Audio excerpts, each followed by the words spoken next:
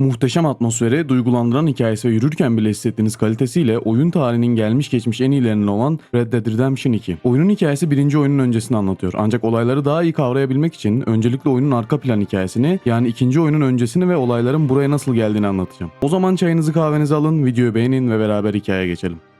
Van der Linde çetesi kuruluşu 1870'lerin ortasında iki hırsız olan Dutch Van der Linde ve Hosea Matthews'in tanışmasıyla başlar. İki hırsız Chicago yolundayken karşılaşır ve birbirlerini soymaya çalışırlar. Ancak ikisi de birbirlerinin niyetini anlar ve bu duruma gülerek birlikte takım olmaya karar verirler. Böylece Van der Linde çetesinin kuruluşu bu iki hırsızla başlar ve kuruluş amacı olarak bugüne kadar işledikleri günahlardan arınmak için zenginden çalıp fakire vermeyi amaçlarlar. Oyunun ismindeki Redemption, yani arınma kısmı da bu amaçtan gelmektedir ve Dutch'ın anarşist, devlete ve zengine düşman olan bu hayat görüşüne dayanmaktadır. Bu süreçte çeteye ailesini kaybetmiş 14 yaşındaki Arthur Morgan alınır. Devamında ise 12 yaşında hırsızlık yapan John Marston'ın hayatını kurtaran Dutch onu da çeteye alır. Dutch bu iki çocuğu öz oğulları gibi görür ve onlara silah kullanmaktan kitap okumaya kadar bildiği her şeyi öğretir. Çete yıllarca banka, karavan, gemi gibi birçok yerde soygunlar yaparak faaliyet sürdürür. Ve bu süreçte Javier Escuela, Uncle, Lenny, Charles, Bill, Sean, Abigail ve daha nicesiyle büyümeye devam eder. Abigail çeteye gelmeden önce bir hayat kadındır ve çetedeki erkek üyelerin çoğuyla ilişkiye girer. Ancak bu ilişkilerden biri romantikleşir ve John Marston ile Jack adında bir oğlu olur.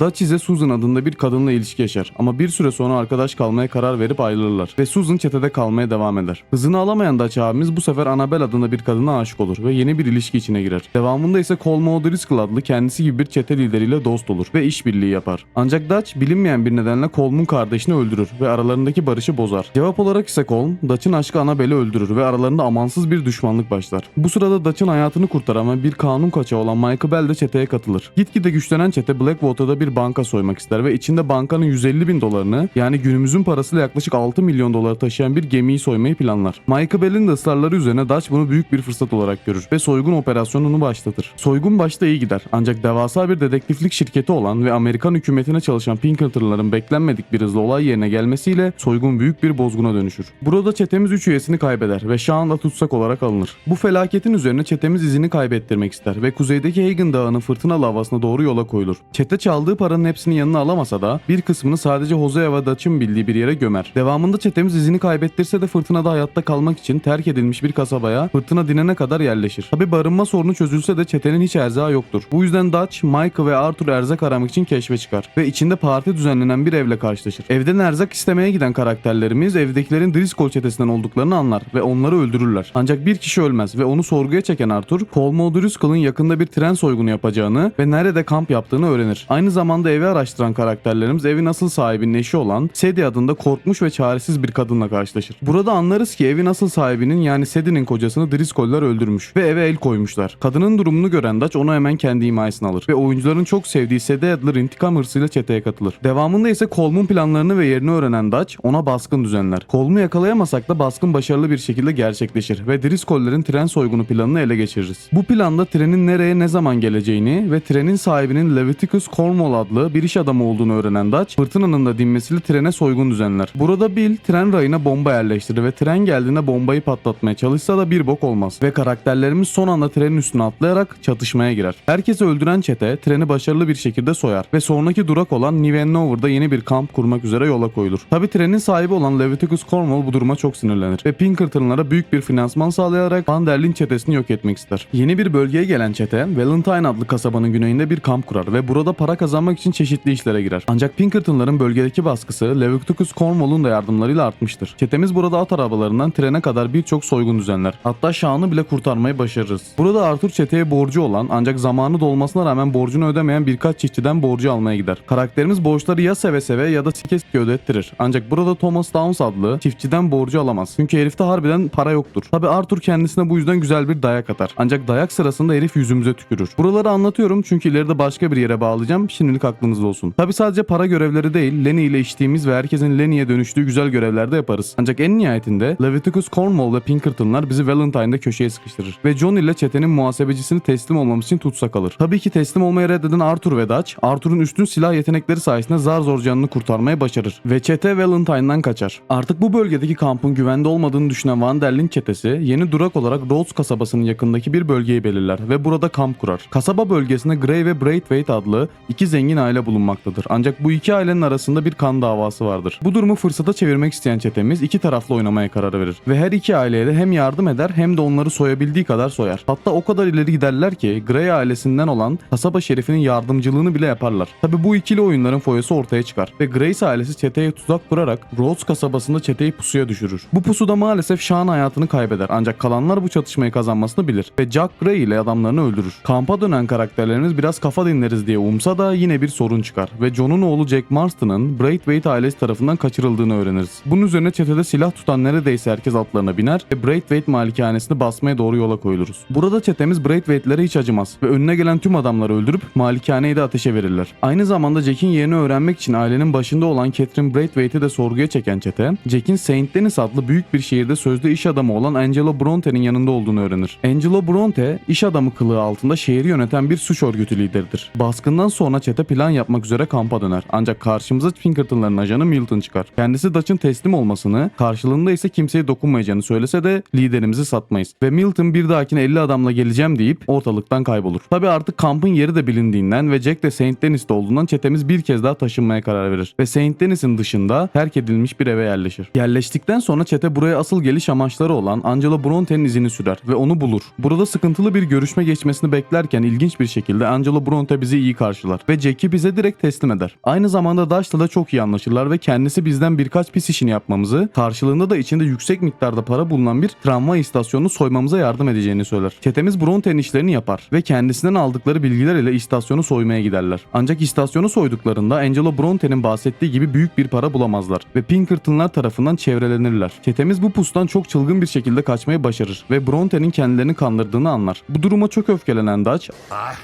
a goddamn plan! diyerek gece yarısı Bronte'nin malikanesine çete ile bir ziyaret gerçekleştirir. Burada çete Bronte'yi yakalar ve Dutch onu timsahlara yem eder. Dutch Blackwater'dan beri tüm bu yaşananlardan sonra artık çetenin Amerika'da bir geleceğinin olmadığını düşünmeye başlar ve zenginden çalıp fakire verdiği daha iyi bir dünya felsefesinden gitgide uzaklaşır. Bu yüzden de son bir vurgun yapıp çete ile çok sevdiği Tahiti'ye kaçmak istemektedir. Bunun için ise önümüzde tek bir seçenek olduğunu düşünür. Saint Denis Bankası'nı soymak. Bunun üzerine çetemiz Saint Denis Bankası'nı soymaya gider. Başlangıçta her şey iyi gidiyor gibidir. Ancak Pinkerton'lar yine belirir. Burada Pinkerton'lar Hosea'yı ele geçirir ve gözlerimizin önünde onu öldürürler. Ayrıca John Marston'ı da ele geçirirler ancak sonradan o hapse götürülür. Çete çatışmada dirense de kaybedeceklerini anlar ve limana kaçıp gemiyle kaçmayı planlarlar. Bu kaçış sırasında Lenny ölür ve Charles da biz kaçabilelim diye kendini feda eder ancak ölmez. Bunun üzerine Dutch, Arthur, Bill, Javier Escuela ve Mike'ı gemiye binerek Saint Denis'ten kaçar. Tabi başımıza gelen işler bitmez ve yolda fırtına kopmasıyla gemi alabora olur. Bunun üzerine karakterlerimiz Guarma adlı Küba'nın doğusundaki bir adada gözlerini açar ve tabii ki bankadan çaldığımız paralar artık yoktur. Karakterlerimiz Guarma'dan geri dönmenin yollarını ararken yerel ordu tarafından tutuklanırlar ve hapishaneye doğru götürülürler. Yolda bölgedeki zalim yönetime karşı direnen bir gerilla grubu bizi kurtarır. Ancak Javier Escuela kaçamaz ve tutsak olarak alınır. Devamında gerilla grubundan öğreniriz ki bölgenin albayı Alberto Fusar, Leviticus Cornwall ile işbirliği içindedir ve gerçek kimliklerimizi öğrenirse dar ağacını boylayacağımız kesindir. Bu yüzden Dutch gerilla grubuyla bir anlaşma yapar ve onlara yardım etmemiz karşılığında bize bir bot ayarlayacaklarını ve kaçmamıza yardım edeceklerini söyler. Burada gerilla grubuyla çetin bir savaş veririz ve Javier Escuela'yı da kurtarıp söz verildiği gibi bota binerek Guarma adasından kaçarız. Sonraki durak olarak ise çetenin kalan üyeleriyle tekrardan organize olmak için Saint Denis bölgesine geri döneriz. Kampa geri geldiğimizde dağılan çetenin bir kısmını Sadie Adler ve kaçmamız için kendini feda eden Charles toplar. Tabi çetenin verdiği zayiatlar ve son olaylardan sonra kaçanlar olduğundan artık sayımız gitgide azalır. Burada tam geri dönüşümüzü kutlayacakken bir kez daha Pinkerton'lar kampı basar. Ancak Sadie'nin büyük yardımlarıyla bu saldırıyı atlatırız. Bu saldırıdan sonra Dutch çetede bir hain olduğunu düşünmeye başlar ve Hosea'nın ölümünden beri, bazı teorilere göre ise kafasını vurduğu bu kısımdan beri iyice delirmeye başlayan Dutch artık iyice paranoyaklaşır. Arthur ise rahatsızdır ve Saint Denis'te bir doktora gider. Doktor karakterimize verem olduğunu söyler ve burada anlarız ki Chapter 2'de borç alırken yüzümüze tüküren çiftçi bize veremi bulaştıran kişidir. Bu sırada John Marston hala hapishanededir. Ancak ilginç bir şekilde Dutch onu kurtarmaya pek yeltenmez ve Arthur ile Sadie Dutch'tan habersiz bir şekilde uçan balon balonlu hapishaneye inip John'u kurtarır. Artık iyice paranoyak olan Dalarak Dutch, John'un gelişine sevineceğine, ondan habersiz böyle bir işe giriştiğimiz için bize fırça çeker ve artık Dutch'ın sağ kolu Arthur değil Micah olur. Ayrıca Micah çetedeki hainin Arthur olabileceğine dair şeyler söyleyerek Dutch'ın aklına iyice girer ve Dutch ile karakterimizin arası gitgide açılır. Akabinde ise Leviticus Cornwall'un yerini bulduğunu söyleyen Dutch tamamen intikam amacıyla çeteyi yanına alır ve Cornwall'u öldürmeye gider. Tabi öldürme başarılı olsa da kaçmamız gerekmektedir. Ancak kaçış sırasında Arthur geride kalır ve Dutch oğlum dediği Arthur'a yardım etmeyip onu geride bırakır. Kendi çabasıyla kaçan karakterimiz Dutch'a beni ölüme terk ettin dese de sik kafalı Dutch ben öyle bir şey yapmadım der. Devamında ise Colm O'Driscoll'un yakalandığını ve idam edileceğini öğreniriz. İdamı izlemek için de kılık değiştirip idamın yapılacağı yere gideriz. Ancak Colm'un adamları olay yerindedir ve onu kurtarmayı amaçlamaktadır. Buna engel olan karakterlerimiz keyifli bir şekilde Colm'un ölümünü izler. Devamında ise Sadie kocasının intikamını almak için Arthur'la beraber sona kalan Driscoll'lerin mekanını basar ve kocasını öldüren Dombili lavuğa bıçağı takar. Devamında ise hala son bir soygun takıntısında olan Dutch, Amerikan ordusuna ait bir treni soyar ve burada Dutch'ın John'a yardım etmeyip onu geride bırakmasıyla Arthur'un Dutch'a olan inancı artık tamamen yıkılır. Arthur kardeşi gibi gördüğü kişinin ölümüne çok üzülse de yas tutacak zaman yoktur. Çünkü Pinkerton ajanı Milton Abigail'i kaçırmıştır. Ancak Dutch hiç oralı olmaz ve Abigail'i kurtarmak istemez. Bunun üzerine Arthur yine büyük bir hayal kırıklığıyla Sadie'den yardım ister ve beraber Abigail'i kurtarmaya giderler. Sadie ile çetin bir mücadelenin ardından Arthur Abigail'in bulunduğu odaya gelir. Ancak Milton arkasında belirir ve Arthur'u savunmasız yakalar. Burada Milton, Micah'ın Guarma'dan beri hainlik yapıp bilgi sızdırdığını söyler ve tam bizi öldürecekken Abigail araya girip hayatımızı kurtarır. Devamında ise hastalığı ilerleyen Arthur çok zamanının kalmadığını anlar ve Sadie ile Abigail'e bütün parasını verip onlara Jack'i de yanlarına alarak uzaklara gidip yeni bir hayat kurmalarını söyler. Bunun üzerine karakterimiz kampa döner ve Ajan Milton'ın öldüğünü, Micah'ın da hain olduğunu söyler. Ancak Micah bunu inkar eder ve Arthur ile Micah birbirine silah çeker. Bu sırada beklenmedik bir şekilde John yaralı olarak kampa geri gelir ve Dutch'ın aslında onu kurtarabileceğini ancak bunu yapmadığını söyler. Bu sırada çete bölünür ve Susan ile John Arthur'un yanına geçer. Ancak Pinkerton'ların tekrar kampa baskın yaptığı haberinin gelmesiyle Susan'ın dikkati dağılır ve Micah onu orada vurur. Gerizekalı Dutch ise hala kim bana ihanet ediyor deyip silahını çeker ve Arthur ile John'un karşısına geçer. İki grupta tam birbirini öldürecekken Edgar Ross liderliğindeki Pinkerton'lar kampı basar. Burada her iki grupta ormana kaçar ve karşımıza iki seçenek çıkar. Ya kampa geri dönüp Dutch'ın para zulasını alacağız ya da John'a kaçması için yardım edip ailesiyle yeni bir hayat yaşamasını sağlayacağız. Burada her iki seçenekte de John kaçmayı başarır. Aynı zamanda Micah Arthur'u pusuya düşürür ve Dutch bu kavganın arasına girer. Arthur Dutch'ı ikna etmeye çalışsa da Dutch oğlum dediği Arthur'u bir kez daha geride bırakır ve ortalıktan kaybolur. Micah ise sinirli bir şekilde ortamı terk eder. Eğer oyunu onursuz oynayıp John'a yardım etmeyi seçersek Micah bizi silahıyla vurur. Eğer kampa geri dönersek ise Micah bizi bıçaklar. Onurlu bir şekilde oynadığımızda ise Micah bizi öldürmez. Ancak Arthur aldığı yaralar ve hastalığına yenik düşerek gün ışığının manzarasında huzurlu bir şekilde ölür. İşte burada efsane Arthur Morgan'ın hikayesi biter. Ancak RDR2 henüz bitmemiştir. Bu yaşananlardan 8 yıl sonra John Mars'ın eşi Abigail ve çocuğu Jack ile kimliğini gizleyerek yaşamaya çalışmaktadır. Yerel bir çiftlikte iş bulan John, burada eski hayatına her ne kadar kaçmaya çalışsa da patronunu tehdit eden birkaç kanun kaçağı ile savaşır ve yine öldürmek zorunda kalır. John'un hiç değişmeyeceğini düşünen Abigail ise oğlu Jack'i yanına alır ve John'u terk eder. Bu yüzden John, Abigail'e değiştiğini kanıtlamak için bankadan kredi çekip kendi çiftliğini ve evini kurar. Tabi bu sırada eski çeteden hayatta kalan Uncle ve Charles evin yapımında ona yardım eder. Ayrıca Sadie Adler da kelle avcılığı işinde John'dan yardım alarak ona para gönderir. Çiftliğin kurulmasının ardından Abigail John'un değiştiğini umarak John'a geri döner ve John ona evlilik teklif eder. Ancak John'un aklında hala Arthur'un intikamını yani Micah'ı öldürmek vardır ve Sadie'den yardım ister. Sadie ise Micah'ın yerini bulur ve John da kardeşin intikamını almak üzere silahlarını kuşanır. Bu duruma Abigail karşı çıksa da John şu an hayatta olmalarının sebebinin Arthur olduğunu ve ona borçlu olduklarını söyleyip Abigail'i ikna eder. Bunun üzerine Sadie ile John yola koyulur ve Hagen dağlarının tepesinde Micah'ı bulur. Başlangıçta Micah'ı köşeye sıkıştırsak da Micah Sadie'yi rehin alır ve hiç beklenmedik bir şekilde Micah'ın evinden Dutch çıkar. Burada bir süre diyaloglar başlar ve Micah Dutch ile tekrardan takım olduklarını söyler. Ancak Dutch beklenmedik bir şekilde Micah'ı vurur. Onca yanlışın ardından Dutch sonunda doğru bir karar verebilmiştir. John ise son darbeyi indirerek Micah'ı öldürmeyi başarır. Devamında John Dutch'a teşekkür etmeye çalışır. Ancak Dutch hiçbir şey söylemeden oradan uzaklaşır. John ise eve girerek Dutch'ın Blackwater'daki zulasını alır.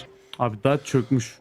İdeali ve çiftliğin borçlarını bu parayla öder. Teorilere göre ise Dutch Arthur'un öldüğünü bilmemektedir ve diyaloglar sırasında John'un Arthur'dan bahsetmesi üzerine bunu hatırlar ve Micah'ı o yüzden öldürür. Neyse, tüm bu yaşananlardan sonra John ile Abigail evlenir. Uncle onlarla yaşamaya devam eder. Charles ise Kanada'ya yerleşir. Sadie de Güney Amerika'ya gider. Fakat tam her şey bitti derken karşımıza Pinkerton'ların ajanı Edgar Ross ile yardımcısı çıkar ve yaşanan tüm bu olayların izini sürdüklerini görürüz. Yani aslında hiçbir şey bitmemiştir ve işte burada Red Dead Redemption 1'in hikayesi başlar. O videoda de sağ üstteki ikondan veya açıklamadan ulaşabilirsiniz. Kendinize dikkat edin. Bay bay.